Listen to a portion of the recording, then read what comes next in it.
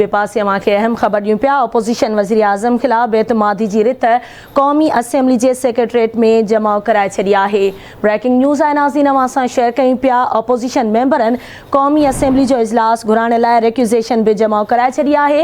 अयाज़ सादिक, शाज़िया मरी, राणा सनाउल्लाह, मरियम औरंगज़ेब, ख्वाजा साद रफ़ीक, शाहिदा अख्तर अली, नवीद कमर ऐं ॿिया अॻवान सेक्रेटरीट पहुता, जॾहिं त ज़रियनि मौजूदु बेतमादी जी रिथ ते 86 मेंबरनि जूं सयूं थियल आहिनि।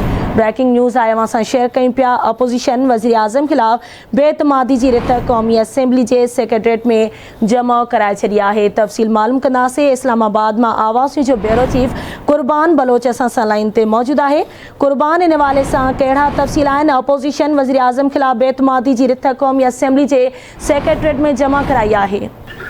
जी, अपोज़िशन वज़ीर आज़म इमरान ख़ान ख़िलाफ़ अदम इत्मीदी तहरीक क़ौमी असेंबली जे सेक्रेटरीट में जमा कराए छॾी आहे।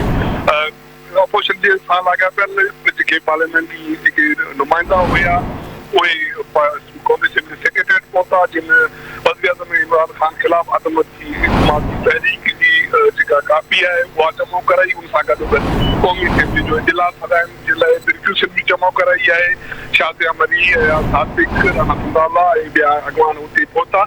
ऐं उन सां गॾोगॾु जेका रिक्यूज़ेशन जी तहरीक आहे उन में दावा कयो जेके क़ौमी असेंबली में मौजूदु जेके मेंबर आहिनि उन जे 20% खां वधीक जेका नुमाइंदा उन ते सयूं कयूं ऐं चयो वियो आहे त वज़ीर आज़म इमरान ख़ान इतमाद विञाए चुको आहे, उहो अवाम खे नाकाम वियो आहे।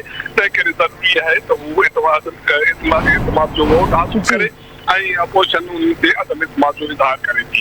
ऐं उन सां गॾोगॾु जेका इन हवाले सां क़ौमी जेका अपोज़िशन जी जेका ॿी एक्टिविटी आहे उहा हिते ब्रीफिंग आहे, जंहिंमें शहबाज़ शरीफ़ हिते मक़ामी होटल ते ब्रीफिंग ॾियण लाइ पहुची वियो। आसिफ अली ज़रदारी अॻूणो सदर हुते अचे पियो ऐं मौलाना फज़लुर रहमान ऐं अपोज़िशन सां लाॻापियल ॿिया जेके अॻवान आहिनि उहो थोरी देरि में जेके मक़ामी होटल आहे उते पहुचनि पिया, जिन जो उन में प्रेस कॉन्फ्रेंस कंदा ऐं हिन हवाले सां जेके बि हिकमत मिली आहे वज़ीर आज़म ख़िलाफ़ अदम इत्मीद जे हवाले सां उन जो ऐलान कंदा। जी ठीकु आहे, तव्हांजी वॾी महिरबानी क़ुर्बान बलोच तफ़सील खां आगाह करण जे लाइ।